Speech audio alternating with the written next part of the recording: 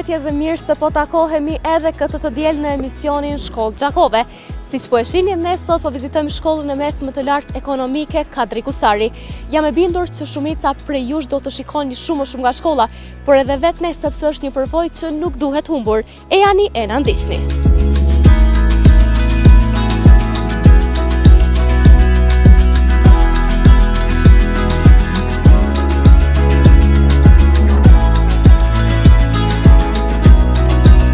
Mësimet e para në shkollën e mesme ekonomike kanë filluar që nga viti 1959, si paralele e veçantë në gjimnazin Hajdardushi në Gjakov. Shkolla e mesme ekonomike Kadri Kusari në Gjakov ka filluar të funksionojë si shkollë e pavarur në vitin 1960. Që nga viti 1981, mësimi është zhvilluar në objektin shkollor që gjendet edhe sot. Me propozimin e shkollës dhe lash në infrashërin në Gjakov, në vitin 1992 dhe me aprovimin e mashtit, shkolla u emërua me emrin e pedagogut dhe adhetarit të njohur, Kadri Kusari.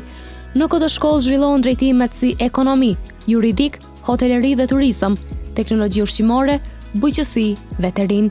Mësimi në shkollë zhvillohet në 2 ndërrime, mësimi mbahet në 1 objekt. Në shkollë ekzistojnë këta laborator, ku nxënësit plotësojnë me ushtrime dijen e vet teorike. Laboratori teknologjisë ushqimore, ku kryhen edhe analizat të tokës bujqësore, kabineti i tikut, kabineti dhe kuzhina e hotelerisë, kabineti juridikut dhe kabineti i firmës ushqimore.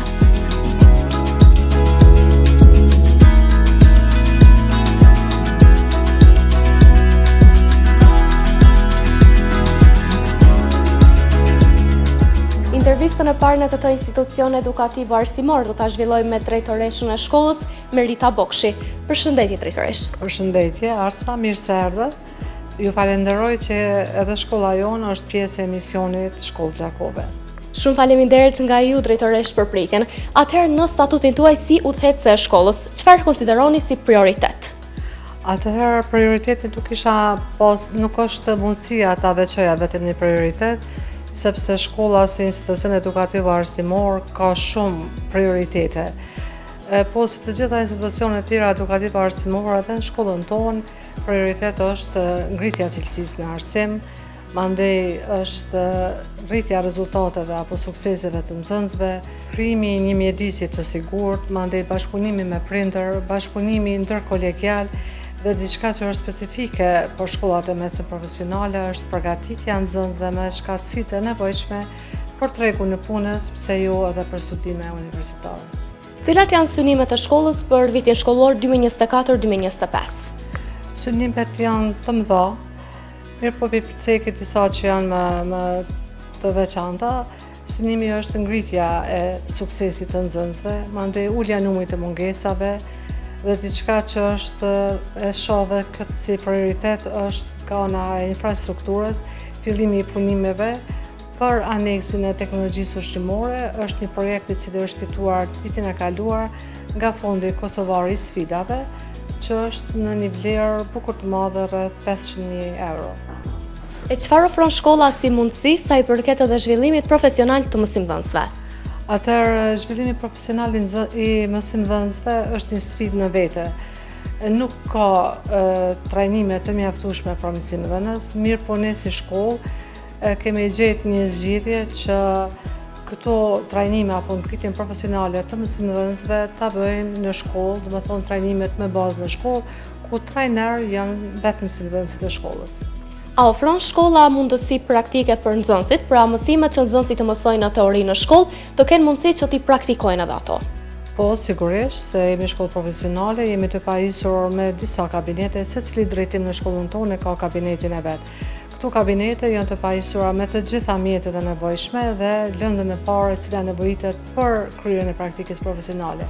Mirë po si shkollë, kemi rreth 100 marrëveshje të lidhura, apo nashta pa lidhje fjala lidhura të nënshkruara.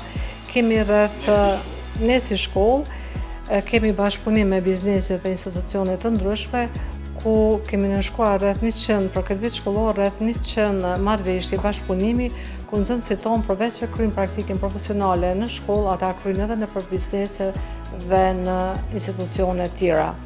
Vlen të theksohet se jemi shkolla e parë në komunën e Gjakovës që kemi praktikuar mësimin dual që nga viti shkollor 2023-2024, ku nxënësit përveç që kryjnë praktikën profesionale, ata edhe paguhen.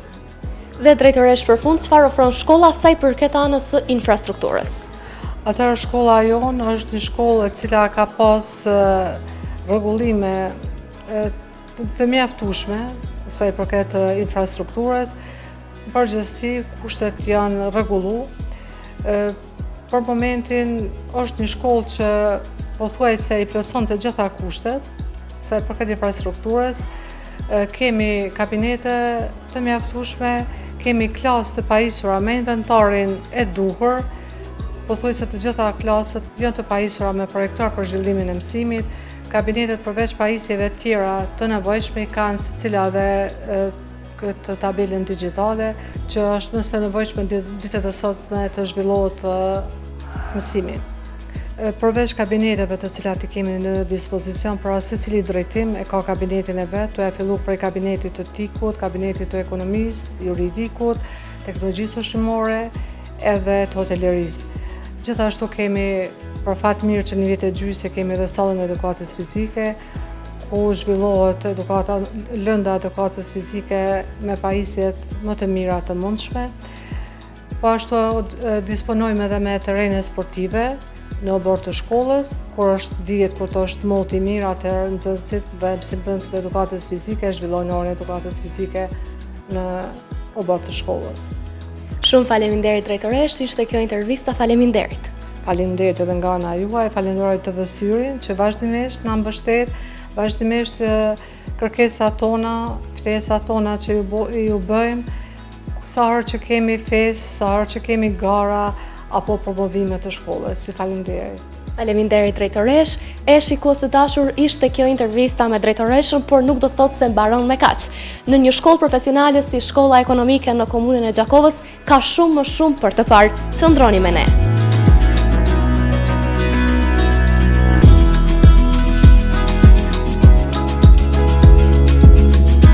Shkolla ka edhe psikologen, ku nxënësit gjejnë ndihmë në trajtimin e sfidave të ndryshme psikologjike, sociale apo të tjera që hasin në përditshmërinë e tyre.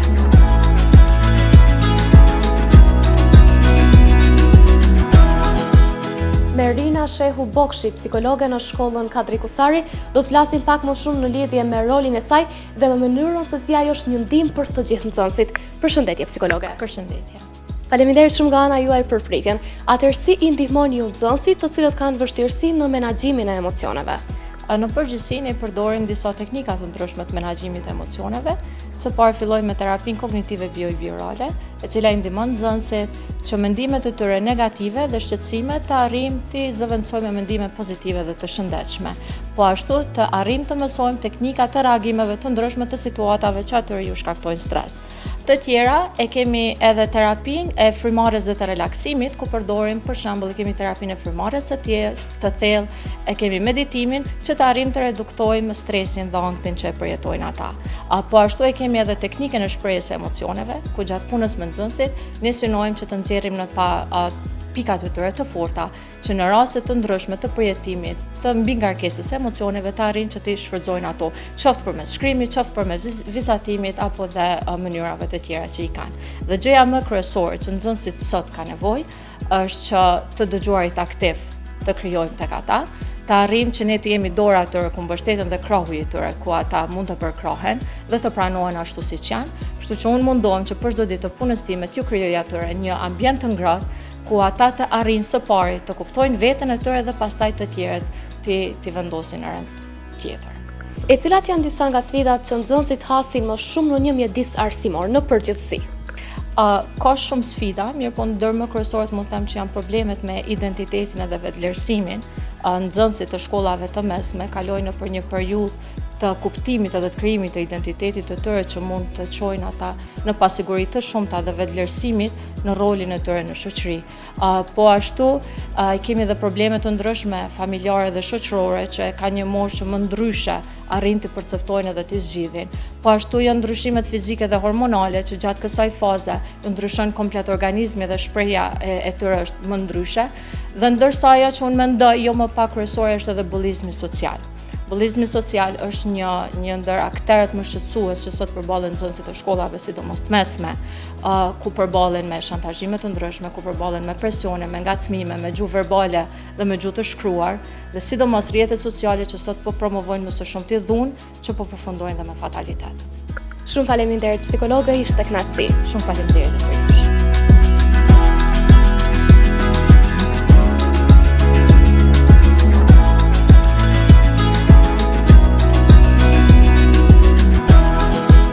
Qendra për karrierë është një tjetër lëmi në këto institucion që i ndihmon nxënësit të gjejnë veten në profesionin e së ardhmes.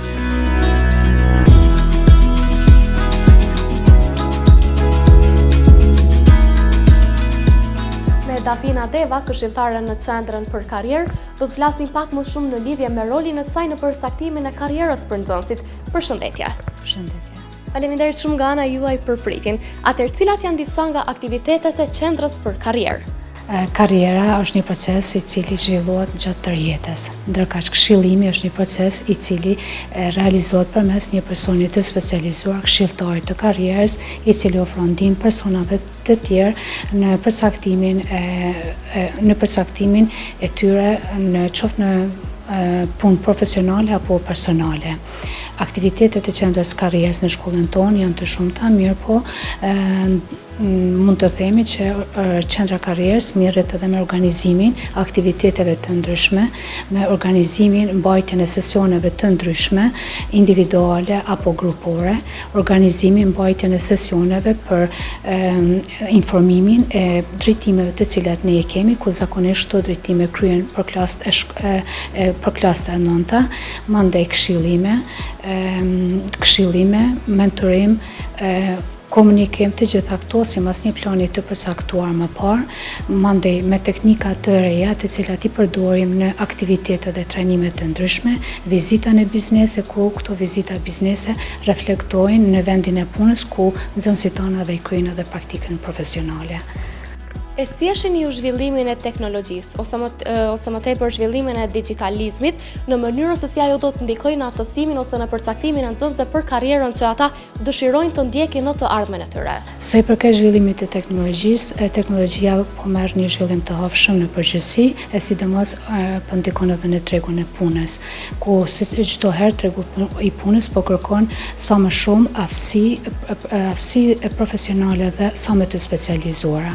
Shkolla jonë sa i përket zhvillimit të teknologjisë, mendoj që i plotëson kushtet, duke pas parasysh digitalizimin të cilin e kemi ne në shkollë, duke marrë parasysh se çdo klasë ka projektor, çdo mësimdhënës ka laptopat e vet personal, po ashtu shkolla është e pajisur edhe me tabela të mençura, ku të gjithë mësimdhënësit, sipas nevojave të veta në mësimdhënie, i shfrytëzojnë ato me vetëm qëllim që nxënësit të kenë sa më shumë përgatitje të vazhdueshme, mësim të vazhdueshëm dhe një ujë të përgjithshëm që të jenë të gatshëm edhe për tregun e punës, por njëkohësisht të jenë edhe konkurrent në tregun e punës.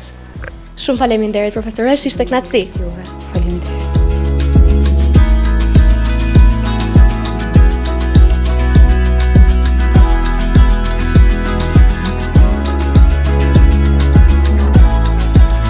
Shkolla ka profile dhe lëndë të ndryshme, ku ligjërohet edhe lënda e teknologjisë, ku nxënësit kanë mundësi të shprehin idetë e tyre edhe përmes kreativitetit dhe teknologjisë të inkuadruar në orën mësimore.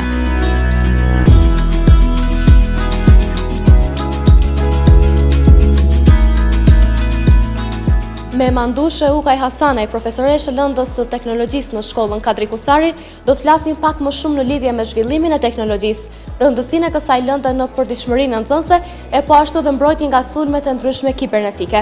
Përshëndetje profesoresh. Përshëndetje, faleminderit. Faleminderit edhe nga ju për pritjen.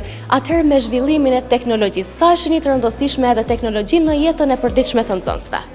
Zhvillimi i aftësive teknologjike të nxënësve, përveç njerive bazë të njësive mësimore që ata i marrin në bazë të kurrikulës bazë, po ashtu inkorporohet edhe teknologjia me inovacione të ndryshme në hapa të ndryshme në raport me kohën. Siç janë, domethënë, prezantime të ndryshme që ata i realizojnë, krijimi i faqeve të ndryshme, krijimi i platformave digjitale online dhe aplikacioneve të ndryshme, siç janë Kahoot, Scratch, sfida Bebras, si dhe platforma digjitale online code.org.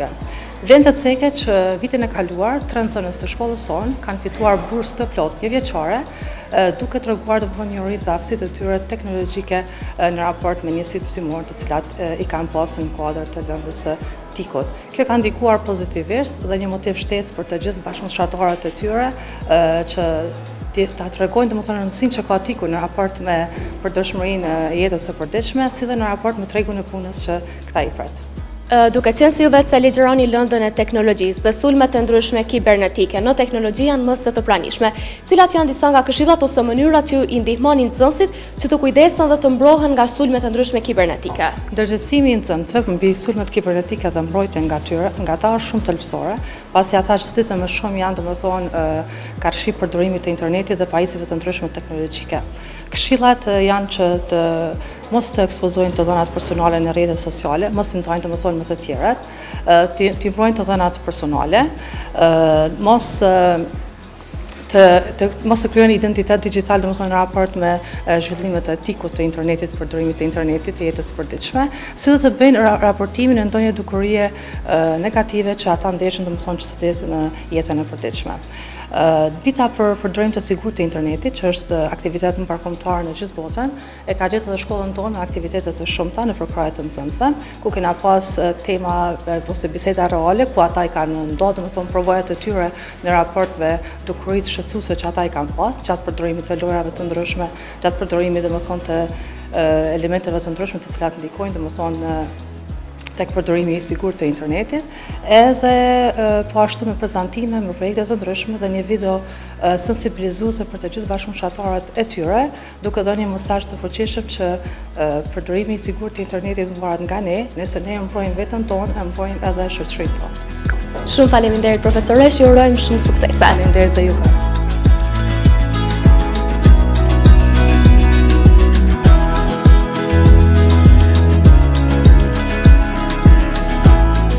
Dega e bujqësisë është një tjetër lëmi në shkollën ekonomike Kadri Kusari, ku nxënësit mësime të ndryshme që i zhvillojnë në teori kanë mundësi që t'i ushtrojnë edhe në praktik, e sidomos në oborin e shkollës së tyre ka edhe bimë e pemë të ndryshme të mbjellura nga vetë nxënësit me ndihmën e profesorëve.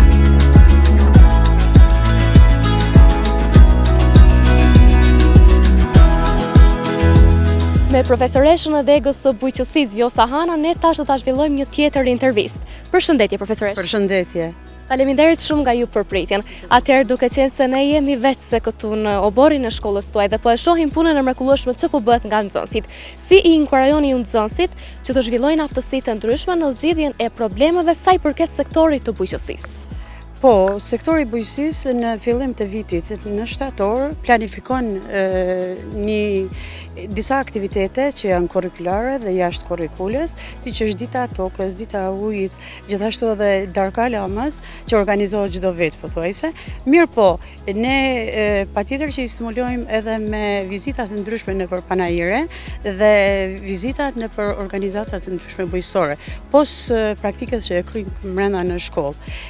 Sa i përket aktiviteteve, nxënësat punojnë projekte të ndryshme, gjithashtu sjellin disa përvoja që kanë pothuajse edhe familjare dhe miren me kultivimin e fidaneve të ndryshme, këtu siç po shohim të fidaneve të perimeve, por se në oborin e shkollës kanë të kultivuar edhe disa lloje të pemëve, siç janë kumbull, moll dhe dardh. Kështu që gjatë praktikës ata vrejnë disa lloje të smundjeve tek bimet, por gjithashtu kryjnë atë procesin e krahasitjes, që është një masë agroteknike mjaft e rëndësishme për t'ju dhënë kuroren e pemëve dhe për t'i heqë degët e panevojshme që janë tek pemët, siç janë thithaket. Do të thotë çdo sfidë që vjen nga aspekti i bujqësisë, ata janë të njoftuar dhe prej teorisë me disa lloje të smundjeve tek bimët dhe shohin simptomat tek bimët, gjithashtu preparatet të cilat duhet intervenuar për trajtimin apo për spërkatjen e tyre. Po, duke qenë se ne vetë se jemi këtu në obore, cekëm disa herë, sa ka interesim nga nxënësit që mësimet në teori t'i zhvillojnë në praktik dhe sa ndjejnë ata vetën të kënaqur kur mësojnë edhe më shumë në lidhje me mënyrën e kujdesjes së kulturave bujqësore? Patjetër se praktika është bazë për të mësuarit e teorisë dhe ne u ofrojmë gjithçka që është e nevojshme dhe gjithçka që lidhet me plan programin. Mirë po, në mungesë të disa serës për momentin që nuk e kemi, ne këta prapë i çojmë në vizita, nuk e mungon, do të thotë absolut asgjë, sepse organizimi vjen nga shkolla dhe nga ne profesorat që këta ta kryjnë praktikën në barnetorë bujqësore, ku njoftohen me gjitha llojet e preparateve, siç pishini disa nga këto. Gjithashtu njoftohen edhe për mënyrat e zhvillimit, përpilimit të projekteve të ndryshme, si me përfitu në të ardhmen këta dhe grante në sektorin e bujqësisë. Shumë faleminderit profesoresh, ishte kënaqësi. Faleminderit.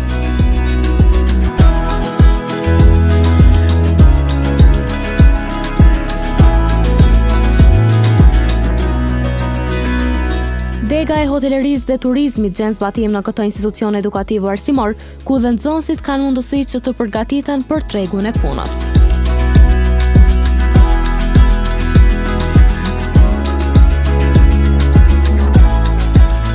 Me Valdete Hyseni, profesoresh në degën e hotelerisë dhe turizmit, do të flasim pak më shumë në lidhje me rolin e zhvillimit të aftësive të kësaj dege tek nxënësit. Përshëndetje profesoresh. Përshëndetje edhe për juve. Faleminderit shumë për pritjen. Atëherë si i ndihmoni ju nxënësit që të zhvillojnë aftësitë e tyre sa i përket fushës së hotelerisë, më përkatësisht shërbimin dhe komunikimin me klientët? Do të mundohem ta përkufizoj ose ta ndërlidhi shumë shkurt për shkak se është një temë shumë e gjatë, sa i përket shërbimit dhe normal që komunikimi është pjesë e parë ose pjesa e parë që klienti kemi me klientin. Domethënë nxënësi si vjet kemi klasën e 11, pra janë nxënës të klasën e 11, të cilët veç kanë filluar punën që nga klasa 10 dhe mendoj që ka kjo pjesa e komunikimit dhe shërbimit me klient janë shumë mirë dhe kanë kriju një farë. Sa i përket neve si mësimdhënës, domethënë neve kemi lëndë teorike ku mundohemi përmes lëndëve teorike dhe mësimit që kemi të krijojmë tema sa i përket komunikimit dhe shërbimeve të cilat i kemi në hoteleri dhe turizëm. Profesoresh, atëherë sa i ndihmoni ju nxënësit ose cilat janë disa nga metodat që i përdorni në mënyrë që t'i përgatitni nxënësit edhe për tregun e punës në të ardhmen e tyre? E thash edhe më herët se mësimi dual domethënë në vend kanë praktikën në vendin e punës ku ndeshen aty për aty me pjesën e shërbimit dhe me pjesën e komunikimit, ndërsa neve domethënë gjatë praktikave profesionale siç jeni duke pa dhe sot, domethënë mundohemi që të evidentojmë ato ku çalojmë, domethënë se a është shërbimi, a është komunikimi, apo është temikpritja. Shumë faleminderit profesoresh, ishte kënaqësi. Kënaqësi është edhe jona, faleminderit juve.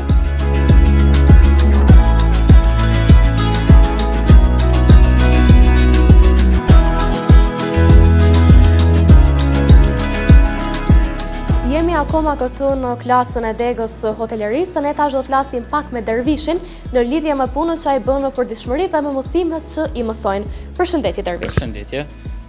Dervish, cilat janë disa nga aktivitetet e ndryshme ose mësimet që i zhvilloni në një orë mësimore ose më saktë në përditshmërinë tuaj? Ne mësojmë si të shërbim klientin, si ta presim një klient në orë të punës. Na mëson profesoresha si të sillemi me klientët. Dervish, duke qenë se profesoresha me intervistën që e patëm pak më parë, ceku që ju e zhvilloni edhe mësimin dual, që do të thotë mësimin në shkollë që e bëni, përveç kësaj ju edhe punoni në për bizneset të ndryshme. Si e gjeni ju këtë mënyrë të mirë ose sa është profitabile për ju në mënyrë që ju të përvetsoni edhe më shumë aftësi të ndryshme për të zhvilluar edhe më tej tregun e punës? Po, ne punojmë edhe në vendet punës, që e kem praktikën, edhe aty kena mësu shumë gjona, duke pasur gjatë përditshmërisë, përballje me klientët, jena mësu qysh me shërby, qysh me komuniku me njerëz. Shumë faleminderit Dervish. Faleminderit edhe për ju.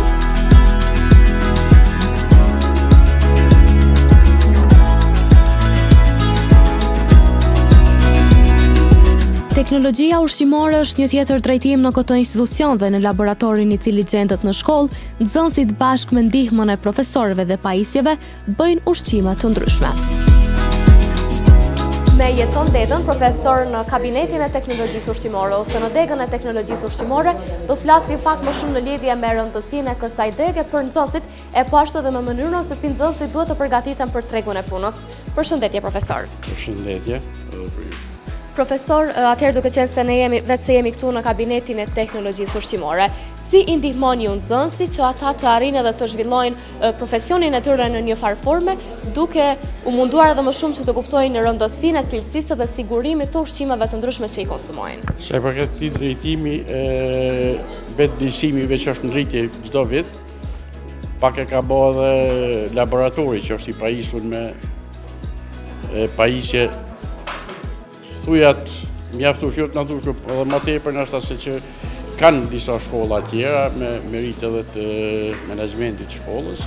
Edhe kjo ka bërë që me urrit interesimi për këtë drejtim të mase, edhe është një e mirë që është një vendisim edhe për vetë punësim ose për punësim të arshëm nxënësve, ata që nuk tentojnë ose nuk metojnë me shku në studime, kanë mundësi me zhvillu një biznes ose personal ose me u punësu, është shumë në rregull.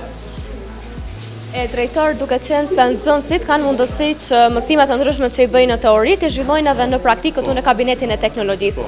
Sa gjejnë ata me kënaqësi këtë pjesë, ose sa ndihen mirë kur mësimet që zhvillojnë në teori ti praktikojnë në kabinetin? Ata që kanë ardhur në këtë drejtim, për shkak se na kemi numrin shumë të kandidatë shumë të madh, mirë po i përzgjedhim ata që janë të përcaktuar përfundimisht për këtë drejtim. Kështu që me shumë kënaqësi e bajnë e përcjellim prej pjesës teorike në pjesën praktike, në përmbajtësorët cilët i mësojnë pjesën teorike i praktikojnë në praktikë në produkte të ndryshme që vetë nxënësit i prodhojnë ose i bajnë.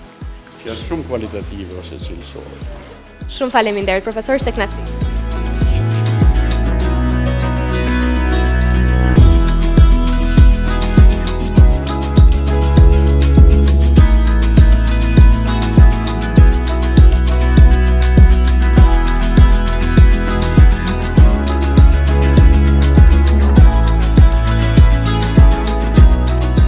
Dega e ekonomisë padyshim që gjen zbatim në këtë institucion ku nxënësit përgatiten për tregun e punës në të ardhmen, edhe nëpërmjet pajisjeve të ndryshme teknologjike.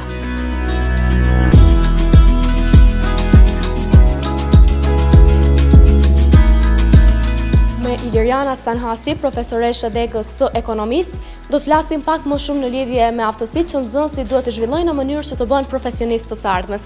Përshëndetje, profesoresh. Përshëndetje. Profesor, cilat janë disa nga aftësitë që nxënësit duhet t'i zhvillojnë në mënyrë që ata të përgatiten edhe më shumë për tregun e punës, veçanërisht për degën e ekonomisë dhe financave? Sa i përket aftësive të cilat duhet t'i disponojnë nxënësit për lëndët profesionale, të praktikës profesionale, duhet që s'pari të jenë komunikues të mirë. Duhet të jenë ta njohin mirë teknologjinë informative, të dinë të aplikojnë ato gjatë procesit të punës në orë të mësimore, duhen të jenë komunikues të mirë, duhen të jenë kreativ dhe organizator të mirë të punës. Përndryshe, nëse nuk janë këto aftësi të nxënësit, atëherë edhe puna në firmën ushqimore kishte me qenë e pamundshme të realizohet ajo që parashihet me planin mësimor. Profesoresh, sa i ndihmoni ju nxënësit në mënyrë që mësimin e ndryshëm që këta e praktikojnë në teori, le të themi, ose që e mësojnë në teori në klasë, ta praktikojnë atë edhe në forma tjera, ose ndoshta në një të ardhmen të afërt të jenë edhe profesionistë të fushës së tyre? Sa i përket përgatitjes së nxënësve, nga aspekti profesional, ne mundohem që nxënësve t'ju forcojmë ato aftësi për të cilat i shohim edhe që janë të fortë në atë drejtim. Përndryshe, gjithmonë sa i përket kësaj lande firmës ushqimore, nxënësi përgatitet për tregun e punës edhe gjithmonë tu e përcjell ndryshimet të cilat ndodhin në tregun e punës. Nëse nuk i përcjellim ndryshimet edhe trejat, është e pamundshme që nxënësit domethënë të përgatiten për treg. Mirë po, vazhdimisht pra, tu i përcjell trejat të cilat janë në treg. Shumë faleminderit profesoresh, ishte kënaqësi, suksesa. Faleminderit nga ju.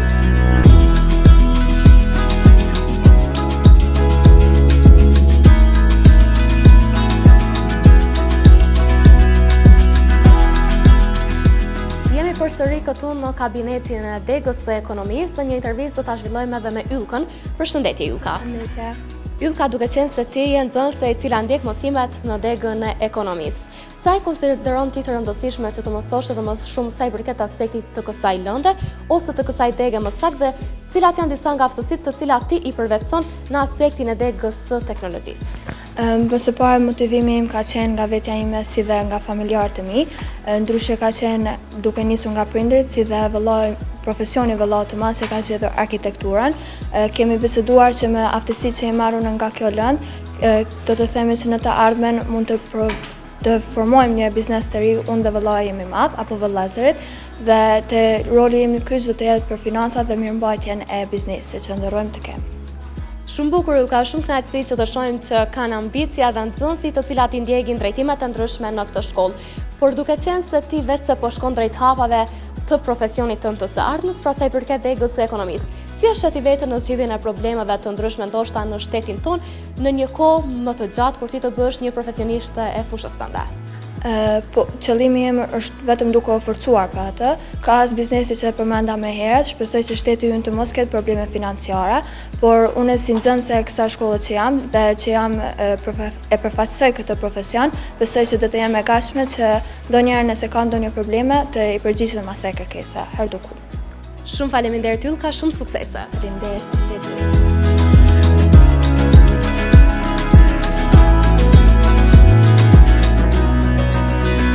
Veç drejtimeve profesionale, në shkollë zhvillohet edhe mësimi teorik si në lëndën e gjuhës shqipe, ku nxënësit kanë mundësi që të mësojnë edhe më shumë për ndikimin e gjuhës shqipe në punën profesionale.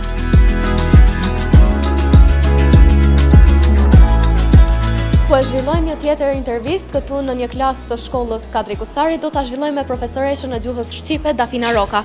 Përshëndetje profesoresh. Përshëndetje. Ju falenderoj shumë që keni marrë iniciativën që ta vizitoni shkollën tonë. Faleminderit, shumë kënaqësia është e jona. Profesoresh, si i ndihmon gjuha shqipe nxënësit në zhvillimin e aftësive të ndryshme të komunikimit? Gjatë realizimit të orës mësimore, duhet të kemi parasysh ne si grup i gjuhës dhe komunikimit që të fokusohemi më shumë tek shkatësitë gjuhësore, komunikuese dhe mendimin kritik, të cilat janë të bazuara në rezultatet të fushës përkatëse, ku përfshihen të dëgjuarit, të folurit apo të komunikuarit, të lexuarit dhe të shkruarit. Faktikisht, nëse një nxënës është e përdor me falni oratorin, është e kuptueshme që dhe do të arrijë në tregun e punës, apo do të avancohet në atë profil që zgjedh. Profesoresh, cilat janë disa nga teknikat ose metodologjisë që ju përdorni në mënyrë që të rritni edhe më shumë aftësinë e nxënësve në të shkruar e po ashtu edhe në të komunikuar? Teknikat e mësimdhënies realizohen në bazë të njësisë mësimore. Në bazë të njësisë mësimore, ne i përshtasim për 3 faza të orës, ku më të përshtatshmet për gjuhën shqipe janë bashkëbisedimi, do të thotë momentin që bashkëbisedojmë për një temë të caktuar, zhvillohet edhe oratoria apo edhe komunikimi. Po ashtu, kemi edhe përshkrimin vizual. Gjatë përshkrimit vizual, tek nxënësi zhvillohet edhe imagjinata. Po ashtu, në këtë pjesë tek përshkrimi vizual hyn edhe komunikimi. Pjesë tjetër apo teknika tjera kemi të ndryshme, ka shumë teknika, për ato që janë më të afërta me gjuhën shqipe që të zhvillohet komunikimi, është edhe leximi individual apo dhe leximi grupor. Po ashtu, ndikon shumë në aftësi apo në komunikim edhe puna në grupe apo edhe puna në çifte. Do të thotë një njësi mësimore që realizohet në mënyrë individuale, bashkëpunon me nxënësin tjetër dhe diskutimi ndihmon edhe në largimin e stresit. Dhe për fund, profesoresh, cili do të ishte mesazhi juaj drejtuar nxënësve? Mesazhi çdo herë që i drejtohem nxënësve është që të përqendrohen në aftësitë e tyre. Në momentin që përqendrohen në aftësitë e tyre, aftësia do të thënë është edhe një rrugë drejt arritjes së qëllimeve në jetë. Shumë faleminderit profesor, ishte kënaqësi. Kënaqësi edhe për mua. Faleminderit.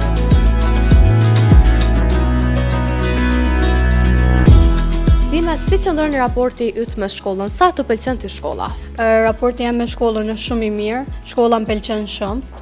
Ekzime, a i keni të gjitha kushtet e plotësuara këtu në shkolla? Ju përshtatet të gjitha nevojave tuaja shkolla? Po, shkolla i ka gjitha kushtet me krejt kushtet e mira.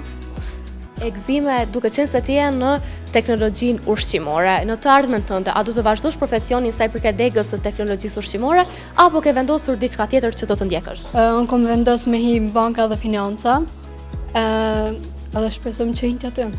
E pse pikërisht banka dhe financa? Ka diçka të veçantë që të pëlqen ty nga kjo degë? Më pëlqen drejtimi. Të pëlqen drejtimi. E cila është enda jote e preferuar këtu në shkollë? A keti ndonjë lëndë të preferuar? Gjuhë shqipe. E pse pikërisht gjuha shqipe? Sa është që është gjuha shqipe. Do të thonë folni edhe komunikoni, bashkëbisedoni me njëri tjetrin. Faleminderit shumë Gzime. Faleminderit.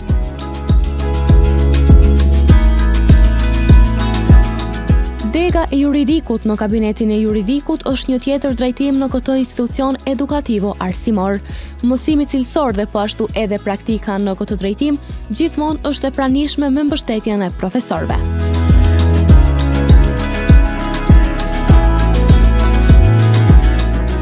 Me profesoreshën Dafina Zhuri do të flasim pak më shumë në lidhje me rëndësinë e juridikut dhe me mënyrën dhe me disa nga aftësitë që nxënësi duhet t'i përvetsoj sa i përket kësaj dege.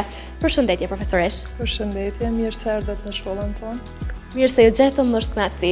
Atëherë profesoresh, cilat janë disa nga sfidat që nxënësit i hasin pak më shumë në degën e juridikut, sidomos në raport me ligjin? Për me folë për sfida, muj me nisë për nxënësve të cilët kanë qenë që vinë klasën e 10 faktikisht, që vinë nga shkollat fillore.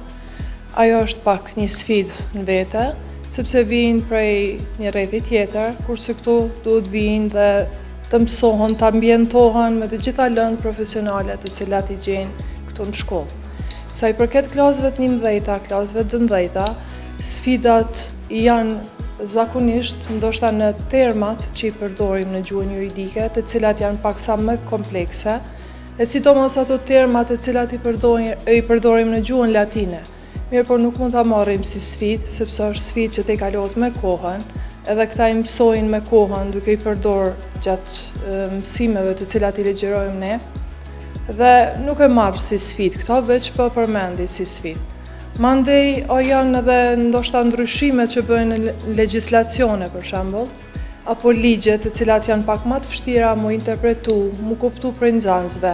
Mirë po, për arsye jemi ne këtu, do të thonë që ti thjeshtojmë gjanat, ti spjegojmë në mënyrë që këta ta kuptojnë në mënyrë më të thjeshtën të mundshme, se detyrë e profesionit tonë është ti thjeshtojmë gjanat, ti kuptojmë sa ma lehtë. Dhe me thonë edhe mësimdhënia është një artë në vete.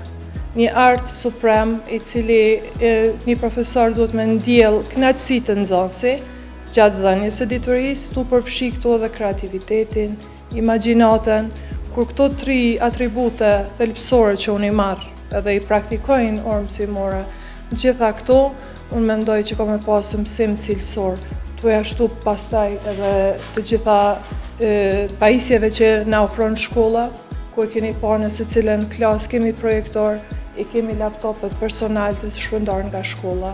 Dhe me thonë, kur janë edhe këto pajisje teknologjika është një plus shumë i madhë, fatmirësisht e kemi pas edhe privilegjen tash 2 vite të pajisjeme me kabinetin juridikut, ku të gjitha ato që i mësojmë teori i ndërlidhim në praktik në këtë kabinet. Profesoresh, si i inkurajoni ju nxënësit në zhvillimin e aftësive të ndryshme të komunikimit, të argumentimit apo edhe analizave të ndryshme, duke qenë se këto përbëjnë edhe rëndësi sa i përket degës së juridikut? Normalisht, detyra mësimdhënësit është që t'i inkurajojmë, t'i motivojmë nxënësit që të nxjerrim më të mirën të mundshme prej tyre. Inkurajimi bëhet në mënyra të ndryshme të përdorë metodologji të ndryshme, teknika të ndryshme të mendimit kritikë duke u mundu që nga këta të nxjerrim një mendimtar kreativ, një qytetar të ndershëm së pari, ta zhvillojnë personalisht, që është detyrë primare se cilit mësimdhënës, mirë po edhe disa metodat e cilat janë shumë efektive, për shembull nxitja e debateve, se është mjaftueshme që të mirret një rast, ndoshta një rast shumë i thjeshtë që ndodhen në klasë, edhe këta të argumentojnë, të analizojnë, domethënë këto është ajo piknisja e zhvillimit tyre, të analizimit kritik, të mendimit kritik të gjërave në një mënyrë më të përbërë, më të thellë. Gjithashtu edhe mbajtja e seancave gjyqësore. E dim që klasët e 11-ta, mos flasim për 12-ta që ata janë të sistemuar gjithë në për avokat, në për institucionet të ndryshme, mirë po tek 11-ta zakonisht mësimi praktikohet në kabinet. Kishte me qenë shumë mirë që nxënësit, jo veçna me përgatit seancën gjyqësore, simulim të një seance gjyqësore që bëjmë përmes shikimit në për YouTube, ku analizojmë, mandej këta nxjerrin argumentet, ndoshta dhe vendimet të cilat i merr gjyqtari analizojnë pak më thellë, mandej ndajmë rolet për secilin edhe e bëjmë një simulim të një seance gjyqësore. Kishte me qenë mirë që këta të shohin përsa afërmi këto gjëra.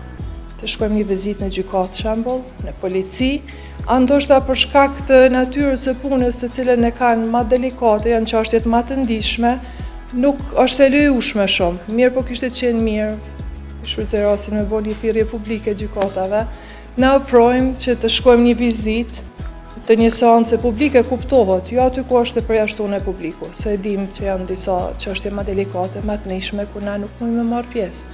Edhe pse ne mundohemi, pavarësisht të gjithave, përveç që përgatisim seancën gjyqësore, domethënë simulim ku çështjet bëhen reale, mundohemi të marrim edhe seanca të ndërmjetësimit, mandej nuk mund të kaloj as ta na shkaloj të gjitha ato aktivitete jashtë kurrikulare të cilat ndërmirën në shkollë.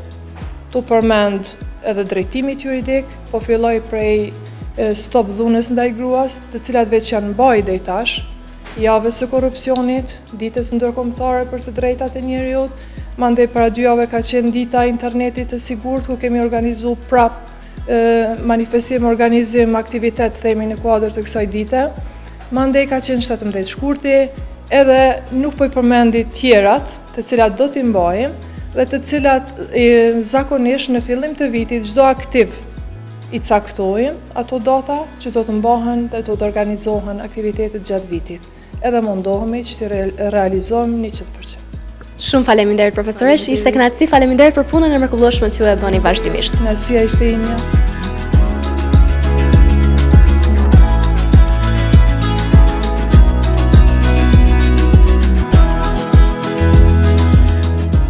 Përshëndetje Joana, faleminderit shumë për intervistën. Faleminderit edhe juve, mirë se keni ardhur në shkollën tonë kadrekusare.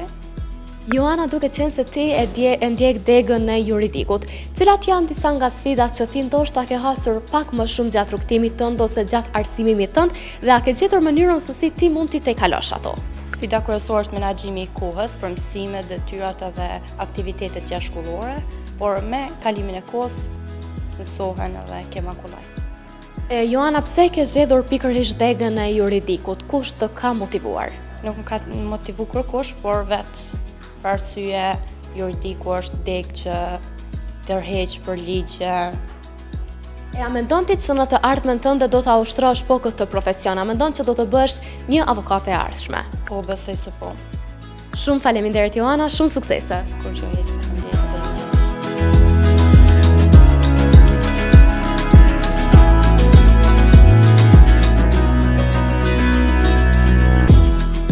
Synimi dhe vizioni I këtij institucioni mbetet arsimimi I mirëfillt I nxënësve dhe përgatitja e tyre për tregun e punës, për t'i bërë ata të pavarur dhe të gatshëm të jenë shembuj në drejtimet dhe profesionet që do të zgjedhin në të ardhmen e tyre.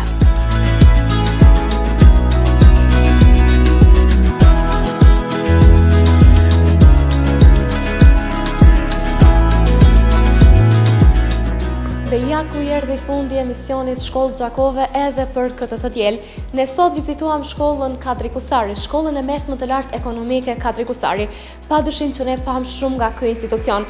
Shkollë mrekullueshme, drejtime, sukseset e nxënësve padyshim që nuk do të mungojnë. Faleminderit shumë që ishit bashkë me ne deri në këtë çaste. Patët mundësinë që të shikoni shumë më shumë se si zhvillohet puna në këtë institucion edukativ arsimor. Deri të dielën tjetër në ora 17:30 në emisionin e radhës, mirëmbëjtje.